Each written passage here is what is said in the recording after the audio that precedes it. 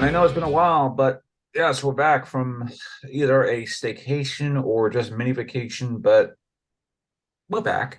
Uh, no, it's not a dinosaur story, but we're back. Um, a lot of interesting news happening over the past couple of weeks, mostly TV, mostly from the film and industry. Uh, and I say that because one, we're in the Oscar race. Yes, the Oscar race coming into the next, say, month or so. So we're gonna have a lot more Oscar like heated debates and stuff like that too. Not on this show, but there obviously, if you're watching like a news show or entertainment show, there's got to be more Oscar debates. But before we all go into that, we go back into the box office. So Hayden, if you mind, he saw the number one movie this week, Knock at the Cabin, and I will let him take it away with a little mini review of M. Night Shyamalan's latest hit. Although I say that more as a way of saying hit in the vein of just being, hey, that takes out Avatar is a hit. Which I'm only I would say I'm surprised, but it's only because it's newer because Avatar's already been out for a while. Mm-hmm. And major time difference where Avatar's 3 hours, this one, Knock at the Cabin, is like basically a 90-minute movie. And it does go by fast. You like it really I That's something I like. I like that it does go fast, it doesn't feel like we're dragging until the last 10 to 20 minutes when man you feel every single second just slowly dragging towards the end. Classic Shyamalan. And yeah, classic Shyamalan. I will say I do appreciate that his cameo actually wasn't, um, just very minor and a more reserved kind of cameo from what he's done in the past. Like he's just an infomercial guy selling air fryers on the TV. Like that that's just it. And it's like that was at least, something I can appreciate. That he wasn't trying to overindulge himself as a cameo as he does in, some of his other movies.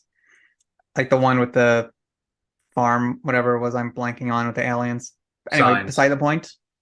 Signs, yeah. Um, Dave Batista.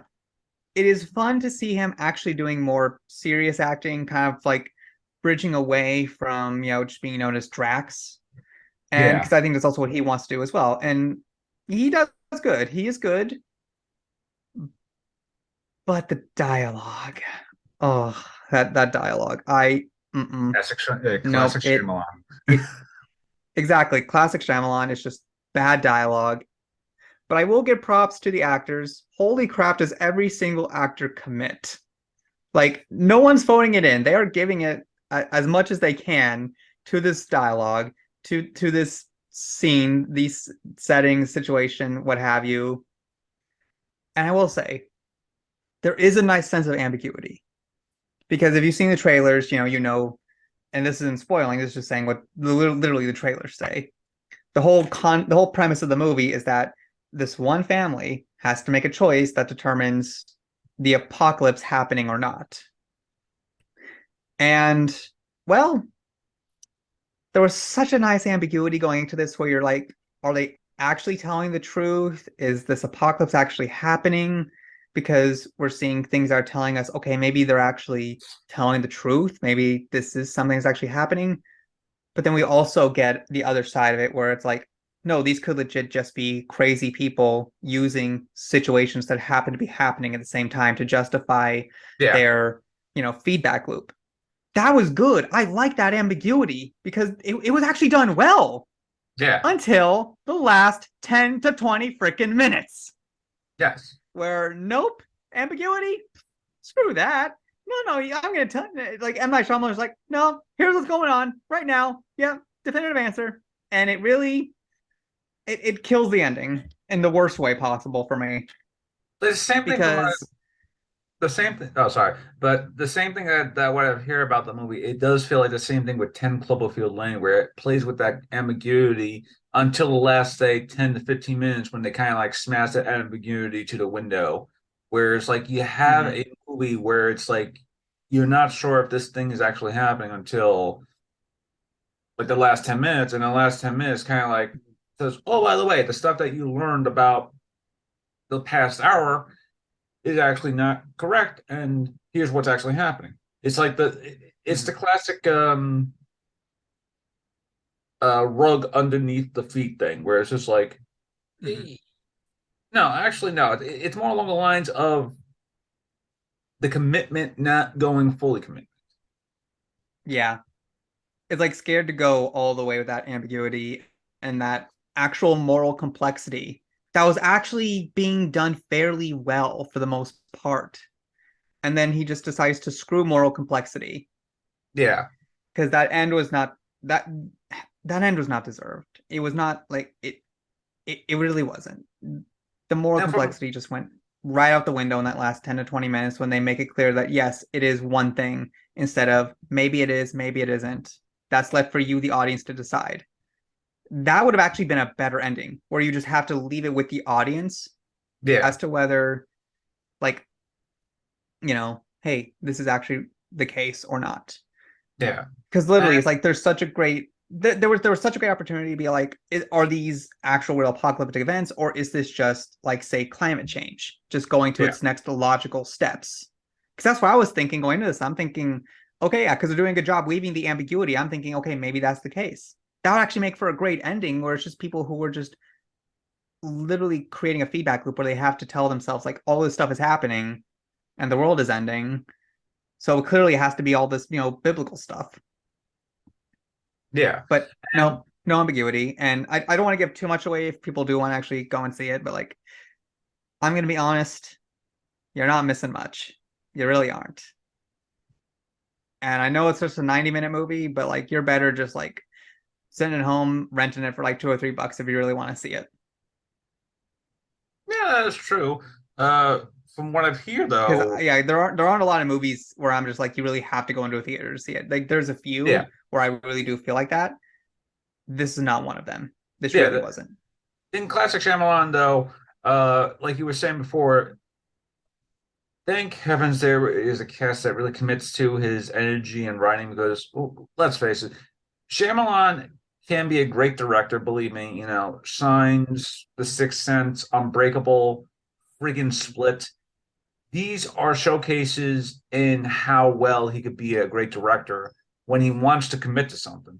But then there are moments where it's like we get films like uh The Village, which was fun Avatar: until The Last Airbender.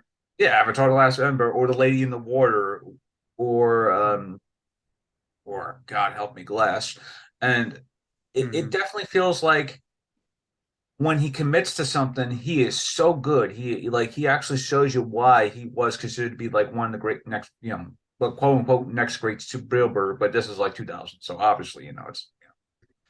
But Yeah, back in the day, he was like back in the day, he had his moments. He peaked really early. He had a yeah, glimmer of light with Split, but then I honestly oh nowadays with him, it feels like he's only going to have one good movie every like maybe 5 to 10 years. From yeah. what I'm seeing so far, that seems to be the case. And from what I heard So about all in old, all, I'm just gonna yeah, say save your money, don't bother seeing it. And speaking of money, yes. Uh, but to wrap up that thing, if you want to go watch Knock at the Cabin, I would probably suggest to wait on when it comes to like on Peacock or something like that, because obviously theater chains, I mean theaters, if Knock at the Cabin was able to get Avatar, Way of Water out of the number one spot, obviously, then we have something like say theaters in general leading into our next story. What the hell, AMC? So AMC recently announced that the quote unquote sightlines, or as they say it, is going to be changing. So let's say that you book a seat to say you want to go see John Wick Chapter 4, let's say. yeah, John Wick Chapter 4. And obviously you don't want to see the movie up front, right? because obviously seeing a movie up front, that really, I've seen movies up front, really hurts your eyes. You're basically staring Mhm. up like this most of the time. And Yep. I saw Avengers Infinity War like that. I had to go and see the next day in a better seat just so I could actually get a better view of what's going on. yes, and it definitely doesn't help you with your neck as well. So, but Hmm. according to their recent new guidelines, basically, sight lines are basically being priced higher as a ticket. So, say you wanted a better seat, you want to go see Chapter Four, John Wick Chapter Four, in the middle or so. Apparently, a middle seat will be a little bit more cost extra compared to, say, a front row seat, which is apparently more of a cheaper option. But if you wanted to go see it in the back row, it would be like just as expensive as a middle seat thing. So basically, AMC has definitely been on the rougher side of theater going, uh, especially since the pandemic really has like really dampened down. Movie theaters have reopened, stuff like that too. I'm just grateful that I have a local movie theater chain that I kind of go to support them. You know, Hmm. they're not overly expensive, but if my family wants to go see a movie, there's a Regal theater, like say, like maybe a couple miles away from my house. We go to the Regal theater, or if I really wanted to, I probably go down to where I work, and there's like two options of these two great theaters that I could go to, that I could actually go and actually see them, and they're offering like say $20 a ticket sometimes, or maybe even $10, or maybe even $15, and obviously Hmm. a lot of the expenses come from the you know drinks or the eating and the stuff and the whatnot. That's where most of the expenses come from. You're still costing like an Hmm. arm and a leg just to get like a popcorn there. But Hmm. I've only gone to AMC like maybe a few times in my life, and most of the AMC's I've gone to have been like in the more, I would say, more quieter areas of New York City, where it's like they're not really more known to be an AMC hotspot. Like Hmm. there's the AMC I think I went to on like 34th Street to go see the Batman last year. And that's a great theater because Yeah. one, it's like it's similar to a mall. It's like you go in the escalator, go up, all that stuff, Mhm. and then although I might have been thinking of the Regal, that's literally right across the street from it. So there's literally a Regal and an AMC like right across from each other sometimes, and you just have to think movie wars is a something that's probably gonna happen sooner or later. But back to my original point, AMC, they're definitely not they're definitely not helping their case if they want to up the price in going to see a movie, and then suddenly it's like, oh, if you want to go see a movie and want to see it in like a very quality spot, like say middle seat or the middle section that's like in the middle row or the back row, because obviously that's be more quieter. You'd be able to see the entire screen, better view, all that stuff. But you're basically paying like say $23, $24 compared to say a $17 ticket that's like up front. Yeah. And obviously there's been a lot of critics, including Frodo himself, Elijah Wood, who could not have said it better by saying the movie theater is and always has been a sacred democratic space. Moc- Democratic space. yes, democratic space. And this new initiative by AMC theaters will essentially penalize people for lower income and reward for higher income. Basically saying if you're broke and poor, you're going to be going to see a movie front row center because you can't really uh pay something that's like a few bucks extra to get one better thing.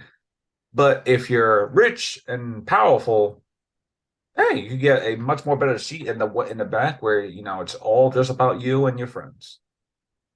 Hmm.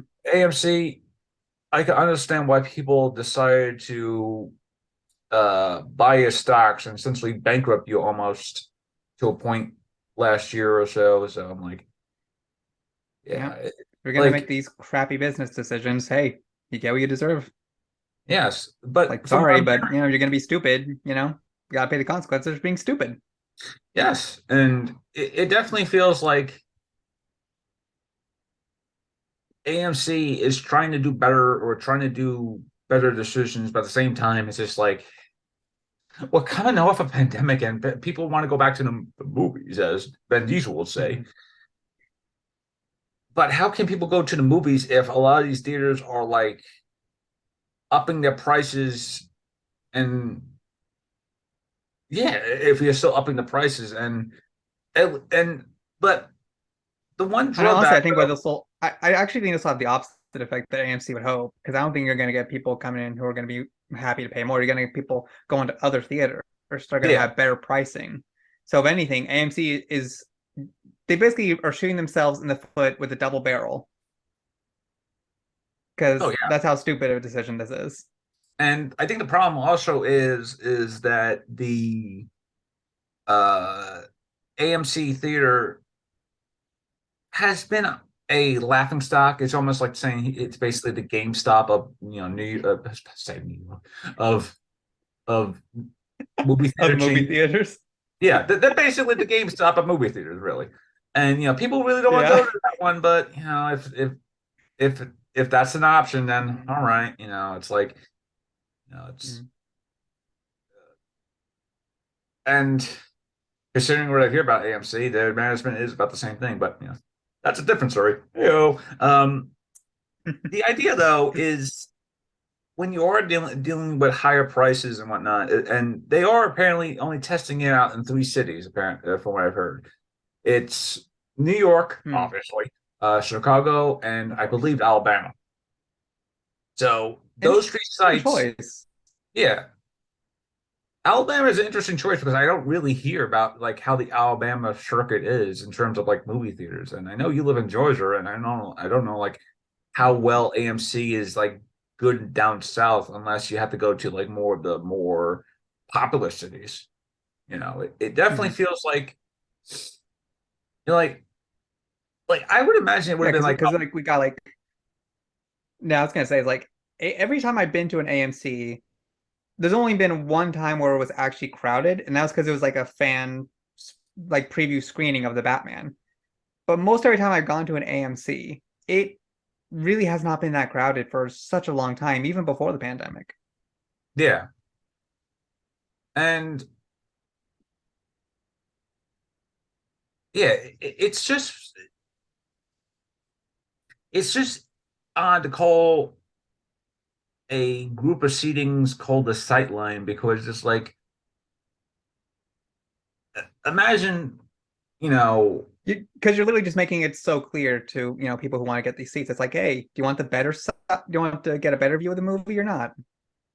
the only pros I see about this though is that apparently some accessible seating for people with disabilities will also be priced in the value tier. Basically, hey, you know, uh, if you have a wheelchair and you want to go see, say, Shazam: Fury of the Gods, you're basically paying the same price as a valued sightline, up in the front. So, but you won't be like essentially being paid the same exact price if you're in the middle seat or the mid. Oh, I'll just say the middle row or yeah, the Oh, middle oh, row. okay. So it's like, okay, so they're not charging as much. Okay, I thought Yeah. for a second I thought they were doing the reverse. They're actually charging more. Oh no, So no, they're no. not actually doing that. Basically, Okay. if you have if you're wheelchair accessible or something to that effect, or crutches, you're basically paying the same exact money as you would pay up front, but for those wheelchair accessible seating that's like in the middle rows or back rows. I think actually it'd be like in the front or middle rows sometimes. But yeah, the Yeah, it depends on how you enter the theater because I've seen some where it's like pretty far in the back where they have some of them. yeah, so and obviously we're talking about this story because they're setting the effect later this week on Friday to be exact, just in time for the 25th anniversary screening of Titanic, because hey, Jim Cameron needs more money to his bank account, and Magic Mike's Yeah, because last. the couple billion he already got from the Avatar movies clearly wasn't enough. That is true, yes, and also starting with Magic Mike's Last Dance as well. According for this article on the New York Times, I'm reading for the 7:45 Although as showing of Magic Magic. Mike, the movie you actually want to be closer to. Okay, that is Like with that true. kind of movie, are you sure you want to be farther away or do you want to be closer up to that one? For the 6:45 showing of Magic Mike's Last Dance, front row seats, a space for the person in a wheelchair and a seat for the companion and someone in full wheelchair will be described as valued sightline seats and colored blue on the seating map. A key for the map explains the valued tickets are $2 off than the preferred tickets, which is $1 extra. Ugh, there are 5 middle seats in each back rows, and they are colored with gold color icons. The discounts for children and older moviegoers are remain in effect. Well, that's interesting at least. Hey, old person wants to go. A person who is in their 70s wants to go see, uh, Avengers, Kane Dynasty, and suddenly it's like they could get the same exact pricing that they could with as they would normally get. But Yeah. AMC, you know, like I said, you're practically like the GameStop of like movie theaters. We don't want to go to you, but when there is no other option, there is no other option. We have to go to you. And speaking of AMC cable, not actual AMC cable, although AMC cable has uh been doing good, but actual cable, Showtime, aka Paramount Plus with Showtime. Hopefully not sponsored by Paramount Plus in the coming future, because that would be great if Paramount Plus, wink wink, nudge nudge, would actually be a sponsor for this thing. But that's also Just not this episode right just not now. this episode because oh Yeah. boy. Maybe Uh later on. maybe later on because oh boy. Uh Yeah, so we're gonna have to we got some work to do, Paramount and Showtime. yes. So Showtime has announced that there are 2 shows are getting spin-offs. One is the show Billions, which is about the stock market, Wall Street, people being rich, all that stuff.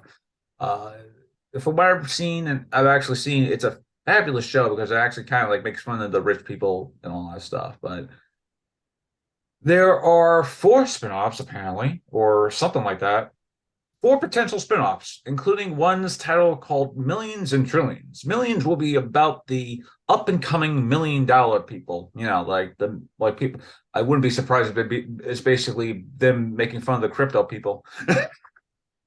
And then we have No, Trillions, honestly, which they're gonna make fun of the crypto. Honestly, they're gonna make fun of the crypto people. Just get a show called Crypto that is or true. Cryptic. Don't give them my ideas.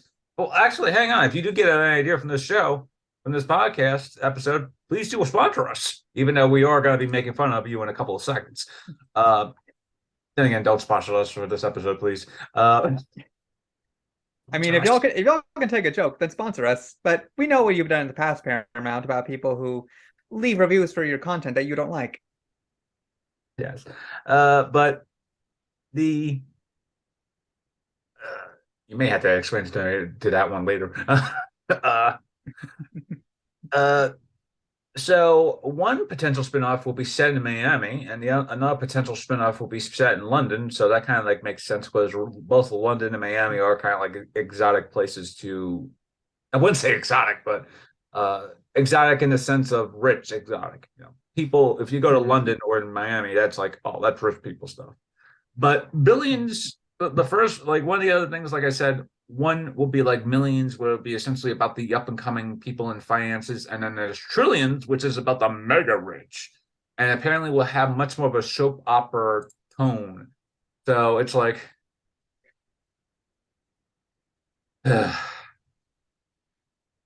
Honestly, if they're gonna do a soap opera tone, they should just really go like so far into the ridiculousness of soap operas where it's like, oh no, this one character died, but their brain still survived. So we transplanted the brain into some other person because you guys are rich. We can do it. Yes. Now, like when I think of soap operas, I just think of like the golden age of soap operas being on like ABC or CBS and just like watching that type of stuff, like the good old soap operas.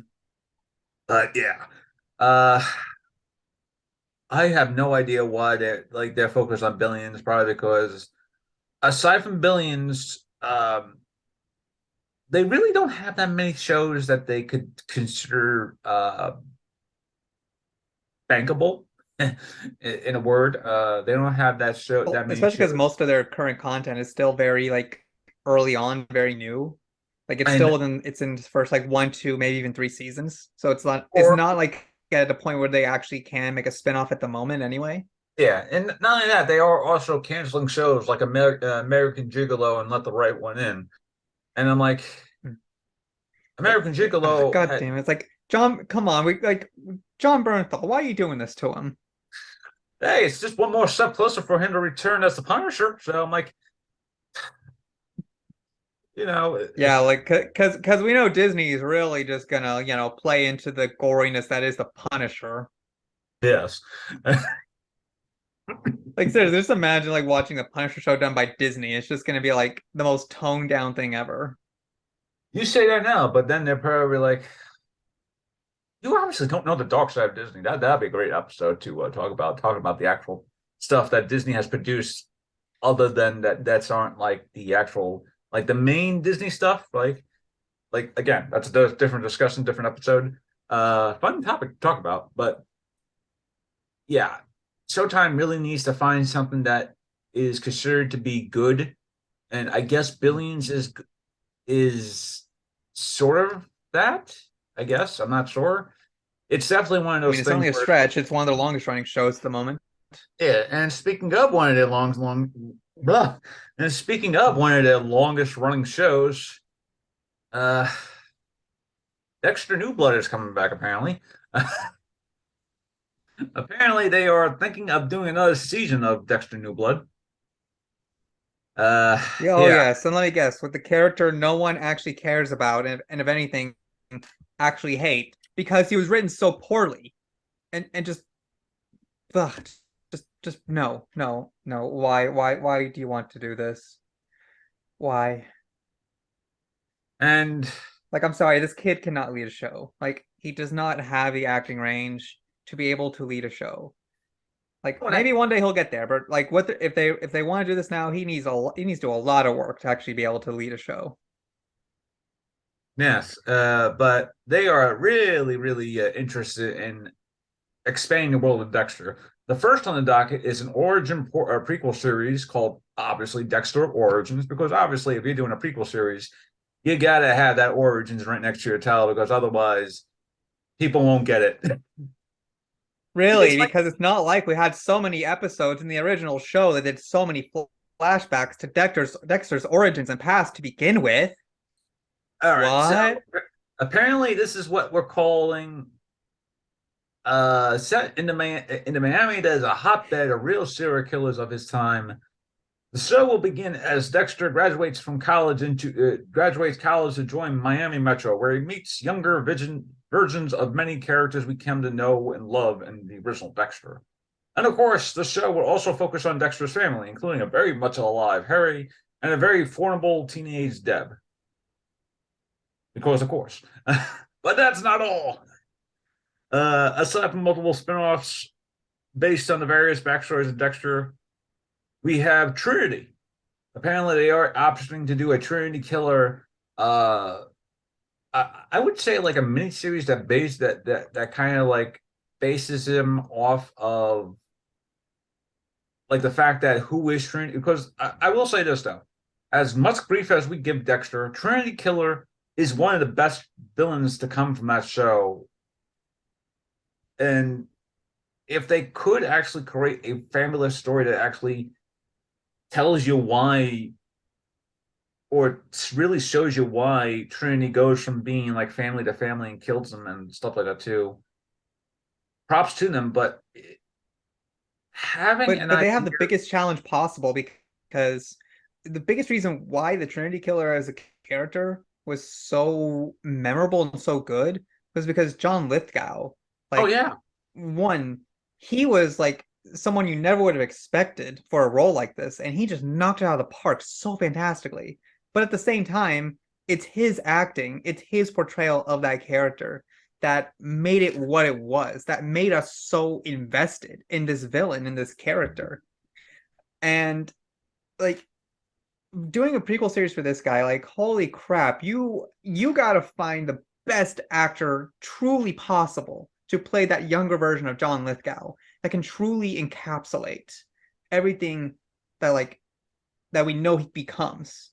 Because that's also what you got to keep in mind with prequel shows. You have to Yeah. get someone who has the acting range, can show, hey, here's a different version of the character, but you still have to believe that this actor playing this character is going to become this version we see in the future, in the timeline of the show and the And of shows and stuff. course, a lot of these two shows are obviously going to be Paramount Plus. Either Paramount Plus shows, obviously, because Paramount Plus do need like kind of like flagship shows, and what better way to, and especially since they're going to be integrating Showtime with Paramount Plus later this year. I would assume maybe in the either late spring or sometime in the summer once they integrate everything. So by the time everybody's in like in the fall, you basically have a whole slew of shows. I mean, a whole option to go and watch a friggin' network.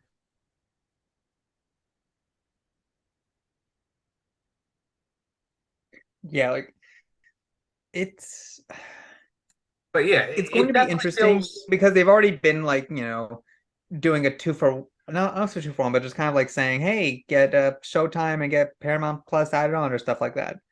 Yeah, So it's not surprising. I mean, and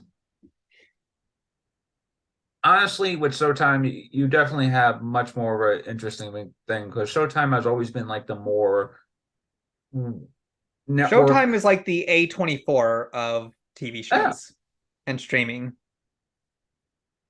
yeah, he's like they're definitely like the A24 of streaming, where it's like, and then there is like HBO being like, I wouldn't say the Disney, but basically like the most big like I mean, HBO, in a sense, they are. They are the Disney of the more mature content. even though they are like Warner Brothers. So yeah, so Hmm. like so it was like Warner Brothers is literally the Disney of before Disney became a big time movie studio. But yeah, it that but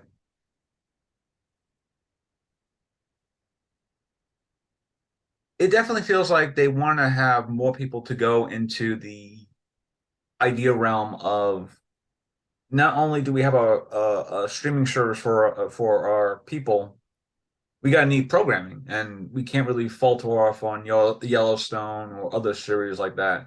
We need people, and especially if they got into start integrating Showtime shows, why not really integrate a show that everyone really knows, Dexter, and become like become essentially uh, a what's the term? Not a launch pad, but yeah, a launch pad into people wanting to watch these things.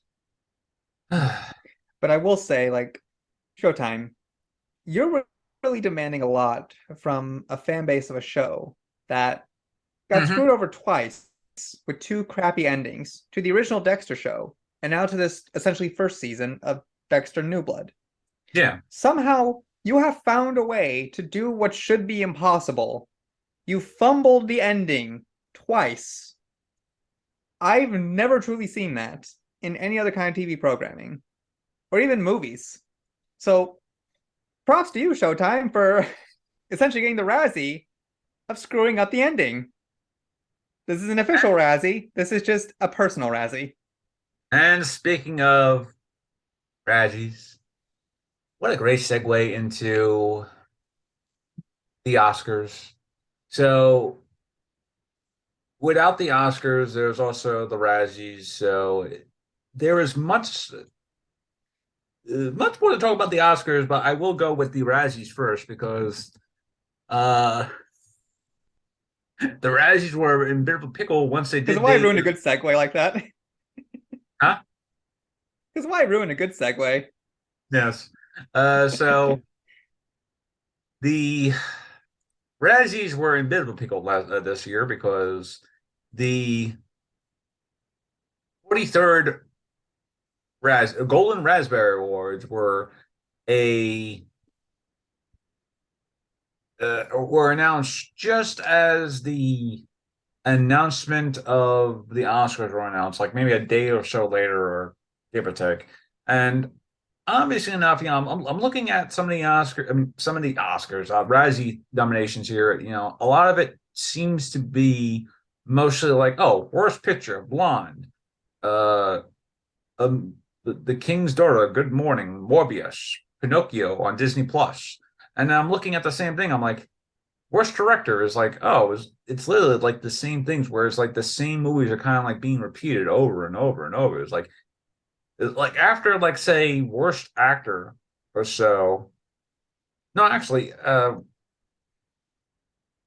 yeah, after worst actress, I've noticed like especially in the Razzie categories, that basically retooling or regurgitating essentially, hey, this is the worst thing. This is the worst thing. That there's like there were other things that came out last year that were kind of like bad, but you know, it, it's like literally, I'm looking at the thing, and most of the nominations come from Blonde, which is up for an Oscar or a couple of Oscars actually. Good Morning, which is actually a stoner comedy that Machine Gun Kelly directed and wrote and produced and starred, and there's that. We have Pinocchio on Disney Plus, which is Zemeckis' new movie, and then we have Morbius. And like, I'm looking at some of these kind of, I'm legitimately looking at a lot of these nominations, and they are legitimately just repeating after one and the other. It's like worst picture has the same stuff, and then worst director has literally the same like the same movies being referred to as best, worst picture, like the same thing with worst actor, right? Mhm. And then you go into worst actress in a couple of seconds, and this is what, and like as I'm reading this, I'm like, they are definitely just repeating everything. Yeah, they're definitely repeating everything out of just Yeah, it seems like 2022 was the year of like, if a movie was great, everything and everyone was generally great. But if a movie was bad, pretty much everything about it was bad. That seems to yeah, be the trend I'm seeing. yeah, and it's Because like they could normally you'll get a really, movie where it's like, this is great, but then this person was bad, or vice versa, where this person was great, but it was a bad movie. yes, and it's like I think it's like the first time I've actually seen an actor being nominated for not only worst actor, worst supporting actor, but worst screen combo in Tom Hanks. Tom Hanks is nominated as worst actor as Geppetto, worst supporting actor as Colonel Tom Parker, and worst screen couple or screen combo as Tom Hanks in his latex, lated face and ludicrous accent in Elvis. And I'm just like, there's definitely more than they definitely felt like this year we're just like we kind of like bought ourselves in a pickle here in terms of like worst things. And they really couldn't make up their minds on like worst, like actual worst like pictures nominations and stuff like that too. Compared to the Oscars, where it actually feels like, oh, they actually have thought about A that and lot of stuff. great, like, choices. Yeah, like they actually legitimately thought about their choices and whatnot. With the Razzies, I feel like they just couldn't really think about it. It's like what was really worse last year? Okay, Morbius, Jurassic Park Dominion, uh, uh, Pinocchio, I heard was bad. That Elvis, while a good movie, had really bad performance by Tom Hanks as Colonel Tom Parker, which I was like, I watched the movie. It's like Tom Hanks really does give a good performance, but yes, that accent is kind of exaggerated, but he is playing a character that is a Dutchman, supposedly a German for most of his life. So he's basically creating something that is basically a cross between a Dutchman mimicking a German accent for most of the movie. Hmm. And but the reason why I'm talking about the Razzies is because they decided to nominate a 12-year-old girl, Ryan Kira Armstrong, uh, known for known for before this was a season of American Horror Story double feature. Before that was the Tomorrow War. Apparently, she was also in Black Widow, and also Hmm. in It Chapter Two, playing a kind of sad character. See, anybody who knows about the story of It Chapter Two is like she plays a very sad character who is essentially made fun of for a birthmark on her face, and Pennywise kind of sees this as an opportunity to snatch her during a football game, and it's a very sad scene Hmm. anyway. But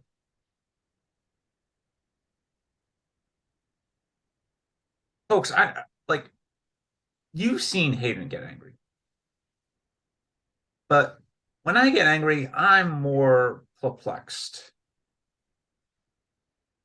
Razzies, what in the blue fuck were you even thinking of nominating a 12-year-old girl playing a character that is normally known to be a child in the literature world, and a child known to be called known as Firestarter for a reason because her primary power is the fact that she can control fire.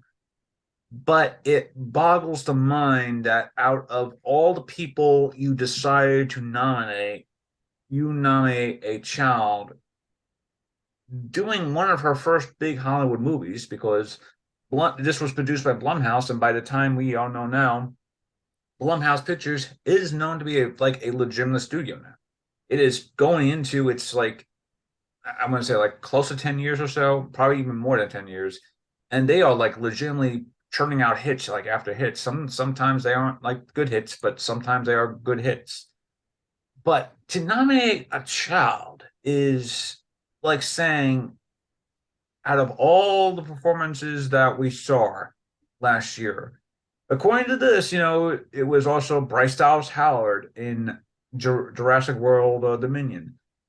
We have Diane Keaton in Mac and Rita. We have Kala Soker. I'm probably butchering her name. I'm sorry, but Kayla So Del Rio. I hope I pronounced that right. But The King's Daughter, a movie that literally took 10 years to make. And we have Alicia Silverstone for a movie called The Requiem, which I believe is a shark movie. Yes, a shark movie. Basically, a woman fights just, yeah, a shark movie about basically, if you've seen the movie The Shallows, apparently it's similar to that movie. But you you do a movie, right? And you decide to nominate a kid just for not only being one of her first Hollywood studio like type of releases, like one that actually shows that this was her first lead role too. Before that, she was just like a supporting actress, coming like that, and then suddenly it's a not only a major Hollywood release, right? And of course, it comes out during also a funky version of Peacock, whereas like they're also releasing the movie as well as it on Peacock. So I was like, oh hey, if you can't really go see the movie, you could also see it on Peacock as well. Uh, yeah, it's like I said, I rarely get angry, but when I do get angry, I am very perplexed over a lot of this stuff. And like you literally wrote in worst remakes, rip off a sequel, and in that category, you mentioned 365 days, or whatever the fuck Netflix called their friggin' um 50 Shades of Grey soft core crap. You could at least, you could have had that actress nominated. You could have had the opportunity to have Ana de Armas be nominated for both worst actress while also being her being nominated for best actress at the same time for the Oscars. You could have had someone else, but you had the goal to actually nominate a little kid, a kid, mind you, who is still on her own into becoming an actress.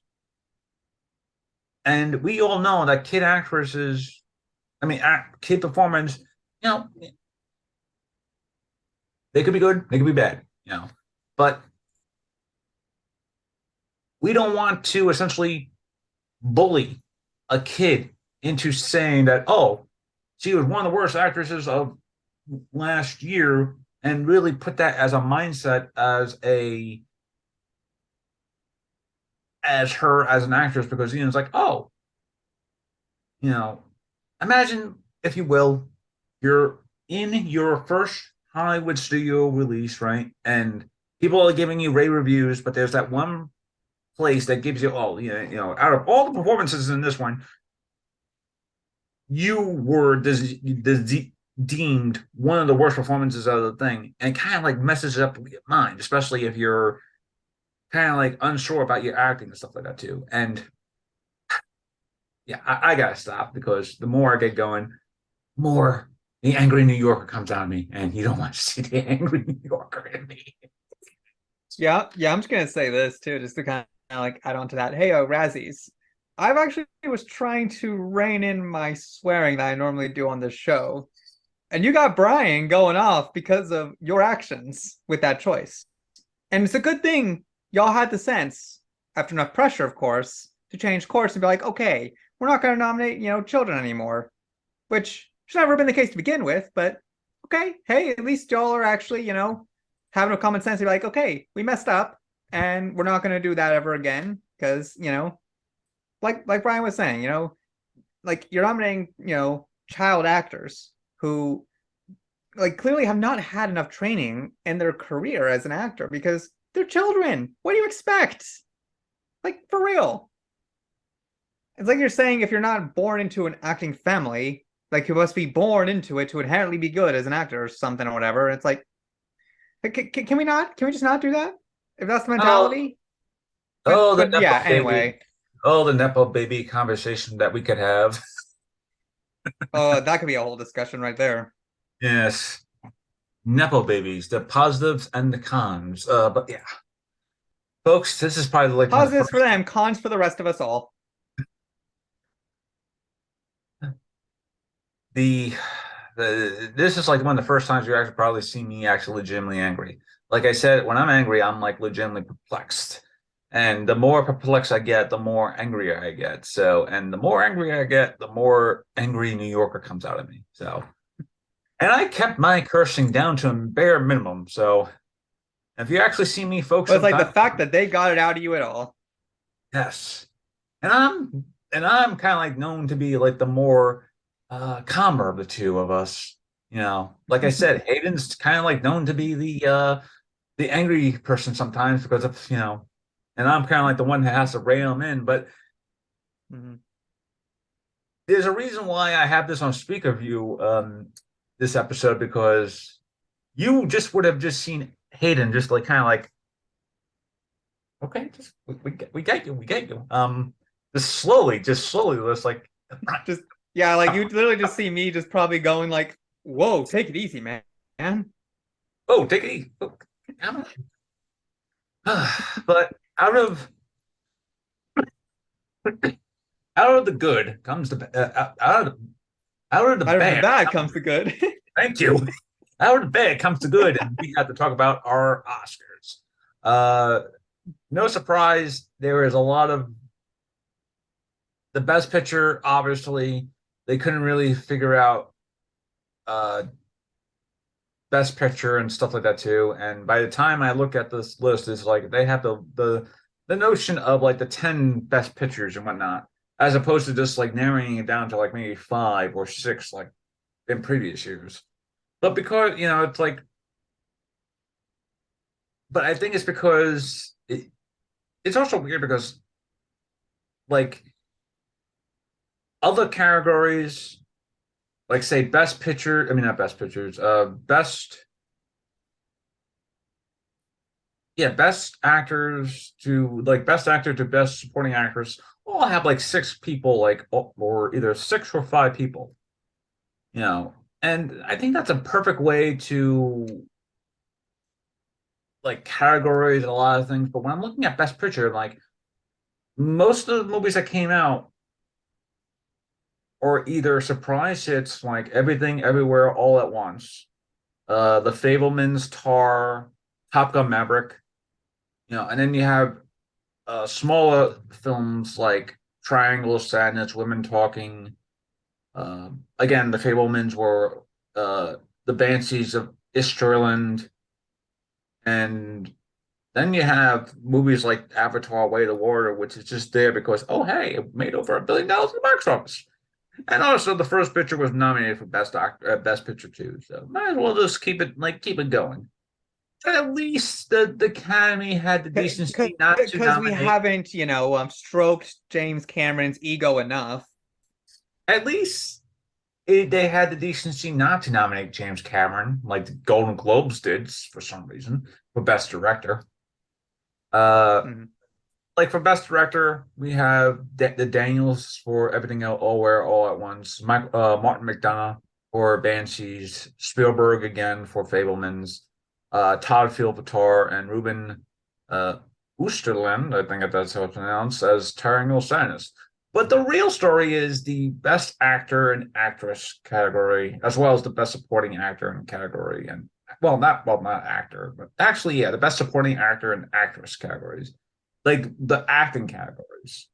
For Best Actor, we have essentially a triple threat battle between Austin Butler for Elvis, Colin Farrell for Banshees, and Brendan Fraser for The Whale. And then we have also Paul Bill Knightley for Living, and also Paul Mescal for a movie called Aftersun, which I never heard of until now. Uh, Hmm. which actually just goes to show you how well my independent movie things is. Uh, oh, I think I've seen the trailer for Living. I just didn't really realize what the movie was about. So, Hmm. like I said, there is a triple threat between Colin Farrell, Austin Butler, and Brendan Fraser for Best Actor. And honestly, for what the way I'm thinking is, the Academy has to either give it to the obvious favorite, which is Austin Butler as Elvis, or give it to the more credible thing, which is Brendan Fraser for Charlie in the Whale.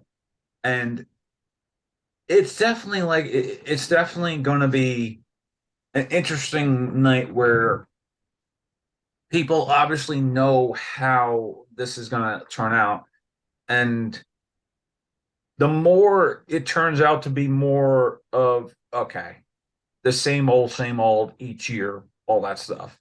Mhm. So I'm just like, but like with the worst actress category in the Razzies, the best actress category has a little bit of controversy in it.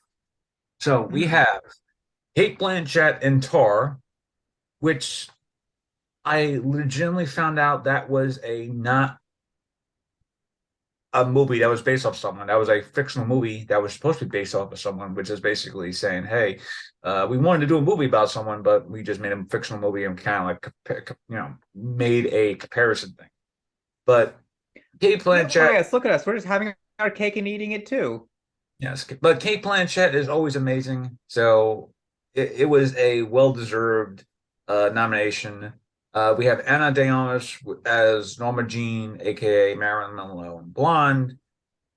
We have Michelle Williams for The Fablemans, and we have Michelle Yeoh for Everything, Everywhere, All at Once. And then we have Andrea Riseborough for To Leslie, and that's kind of like the dark horse candidate because that literally nomination literally came out of nowhere. Because right Hmm. as the nominations were coming out, like literally everyone, like to quote one of the movie titles, everywhere, everything, all at once, like literally just started saying, "Oh, by the way, you should see this movie called To Leslie." Andrea Riseborough is brilliant, all that stuff. And for whatever reason, that kind of like worked, and it managed her to get a nomination for best actress. And people are kind of confused about that because essentially there was like, well, what about Viola Davis for The Woman King, or a few other people that were like, and people were have been pointing out that aside from Michelle Young, I mean Michelle Yeoh, sorry Michelle, the majority and Ana de Armas, the majority of the best actors are all white people, and Oh, shocker. yeah, shocker. You know, compare that to Best Supporting, where it's like, actually, hang on, Best Actor and Best Actress, majority people, all white people. But compare that to Best Supporting Actor, there's literally one person of color for Best Actor and one person of color for Best Supporting Actor. I'm like, you're kind of like saying something there, Academy. Uh, Yeah, what uh, they always say all the time. yes, but the Andrea Riseborough thing is probably the most interesting point. Is just that I never actually seen a campaign for Best Actress so hard that literally comes out of nowhere and ends up essentially succeeding.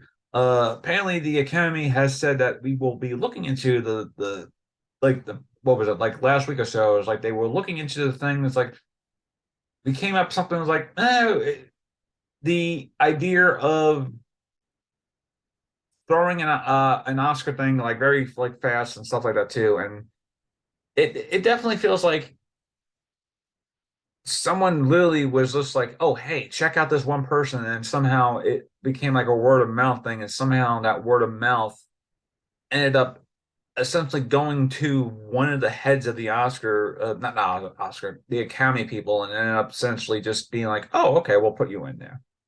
Uh, but honestly, the best supporting actor race is there's only one person I think that should win, and it is Kei Hung Kwe uh, for everything, everywhere, all at once for his role in that. Because if Brendan is going to win for the Oscar, then Kehu, I mean, damn, Yeah, okay, I'll just say this to kind of like, yeah, like those two definitely should win. There yeah, are many people who should win, but this what I kind of feel is going to happen is kind of just the sad reality of it, I think, yeah, is that it's more going to be the people we expect who are going to get Oscars simply because of what they how it always goes. Like yeah, the guy from the Elvis movie, like by, yeah. He's a strong favorite. nonsense reasoning, he's going to get the win over, say, Brendan Fraser. Or Because, Colin sorry, Farrell. but Brendan Fraser really does deserve that win way more than the Elvis guy. And then same thing with, some of the other categories. It's Yeah, like it's going to be the very, predictable choice instead of the actual obvious better choice. yeah. And with best supporting actors, I feel like out of the categories that's there, we have essentially Angela Bassett, uh, Hung Choi, and yeah, Hung Cho for The Whale, Carrie Condor for Banshees, Jamie Lee Curtis for Everything Everywhere All at Once, and Stephanie uh, Shu for Everything Everywhere All at Once. And for that to Best Supporting Actress, I really have to see it as Angela Bassett, because out of all the people nominated, she really carried Wakanda Forever. Like, even Hmm. if you watch clips of that movie, like Angela Bassett just like said, you know what? I know this movie's about something about family and grieving the loss, but I'm just basically make it this own, and just like if she doesn't win that category, I'm just like that really does show you that the Academy really won't care about comic book movies other than just being like adaptable, adaptable stuff, or something for like costumes or sound editing or makeup. And it's Yeah, like I mean, we know they don't really care to recognize comic book movies because they don't view them as like valid sources of storytelling to begin with. like that score like legitimately does not have the Batman or Wakanda Hmm. Forever, or even and those are like two comic movies that came out last year that has fantastic soundtracks, because both Michael Giacole, Giacchino. Giacchino and Ludwig and Ludwig. Oh man, he's a very hard name because it's a. But anyway, the two scores for those things like really shows you like about that. But oh hey, the Batman gets best sound. I'm like, sound for what? It's like the sound for the Batmobile or I for the mean, way. yeah, it was good, but like, come on, there was like more in there that you can, recognize. Like, Like come oh on, best people. like best Buddy, come on. cinematography like out of that thing it's like you're not gonna give best cinematography a nomination for the Batman. It's like oh no we'll give Hmm. it for best hair and makeup or costume not costume design not best costume design Absolute. for best visual effects. I'm like that's okay and this Visual is effects were another great, but also fucking bullshit. Sorry, but no, fucking bullshit. There was and so that's much another great in thing that movie. and that's another thing And it's like I yeah. really don't remember any visual effects aside from the ending. Well, actually, I can tell you how they did it. You know how they do a Mandalorian with the the the, volume? the volume yeah. Yeah, they basically did that same thing for like so many shots in the Batman. Like for a great example, every time they have to do one of those bat symbol shots in that construction building, Yeah. it was a set they built, and the backdrop where they're kind of looking out the city, that's all screens that they can like, alter the time and lighting on. Oh, okay, okay, But okay. I see. but they do such a damn good job with it that you don't notice until you watch behind the scenes and you see, holy crap, this is actually how they did it. Yeah. And also Uh, just like watching the chase scene, that car chase is some of the best like cinematography, best filmmaking yeah. of a car chase in such a long time. Because And it that's part of doesn't the feel reason. like special effects is being put so heavily into it. But again, watch the behind the scenes, and they have so many shots of just the cars, like just on these like devices, just kind of like moving around. But Oh it yeah. but we watch the movie, it looks like it's actually happening. Like it doesn't look fake. It doesn't look like it just does not look overly CGI. Like so much love and care was put into that movie. Oh yes. And for And the some of fact, these other like things to like get the kind of nominations that the Batman does deserve to be get, like deserves to get. Like, like, for instance, it's like cinematography. You could have at least put the Batman there, but it gets like hair and mhm. makeup, and then not best costume design at all. Like Wakanda Forever gets costume design because I can understand because they did a lot of stuff. But Elvis, everything it's But like also for costumes, how many of those costumes are just CGI? yeah, Whereas like with the Batman, it was actual real costuming. like you could like. Crazy.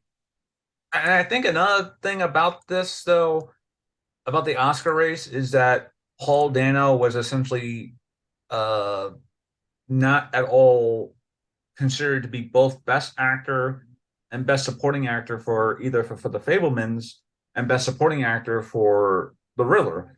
And I'm like, you could have had an amazing thing where it's just like had Paul Dano like legitimately as Best Actor for The Fablemans, and then you had Paul Dano as supporting actor for The Riddler, or maybe If either I'm gonna, case. although if I'm gonna be honest, if I'm gonna pick a supporting actor for the Batman, I'd sooner go with Jim Gordon's actor, Yeah, Jeffrey Wright. Jeffrey Wright. Yeah, I'd sooner go with him for supporting actor because like we really don't see Paul Dano's Riddler that much Oh yeah, that's right. because he Yeah, spends the majority of the time with the mask on to begin with, yeah, and you barely even see his face. and Like that's at least enough. with the Batman, we get a better look at his face. We see the eyes, and Yeah, like and and he does such a great job of like portraying the inner life of this version of Batman and Bruce Wayne. yeah, Just but looking at his folks, facial expressions, like he's telling you the whole story through his face of what's going on internally. yeah, and folks, I know this I'm has turned into like a love fest for the Batman, but like, come on.